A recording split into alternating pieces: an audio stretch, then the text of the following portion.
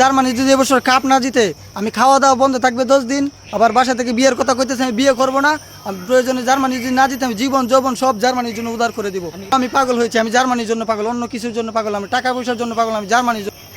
ওরে বাঙালি রে, অপদার্থ বাঙালি আমরা কাঠে দেখি জার্মানি লাগে জীবন আর যৌবন দিয়ে দিতেছে, অথচ বাংলাদেশ থেকে জার্মানির দূরত্ব হইল 4531 কিলোমিটার দূরে। আর এই জার্মানির কোনো যুবককে যদি জিজ্ঞেস করা হয় তুমি বাংলাদেশ নামে একটা কান্ট্রি আছে, এই কান্ট্রি কি চিনো, তারা বলবে না চিনি না, অথচ তারা চিনেই না। আর এই বাংলাদেশের যুবক তার জন্য জীবন আর যৌবন সব কিছু দিয়ে দিল। তুই জীবন দিলেই কি আর তোর যৌবন দিলেই কি, তুই খাইলেই কি আর তুই না খাইলেই কি, তুই বিয়ে করলেই কি আর তুই বিয়ে না করলেই কি, তোর জীবনের একই মূল্য আছে, তোর যৌবনের একই মূল্য আছে। তোর তো কোনো কিছুরই মূল্য নাই। তুই মরে যাইতে পারস, মরে যা, মরে যাওয়াই ভালো। কারণ তুই বাইসে থাকলে যে কোনো মুহূর্তে যে কোনো ঘটনা ঘটাইতে পারস। যার কাছে জীবন আর যৌবনের মূল্য নাই, তার দ্বারা এমন কোনো কাজ নাই যে না হইতে পারে।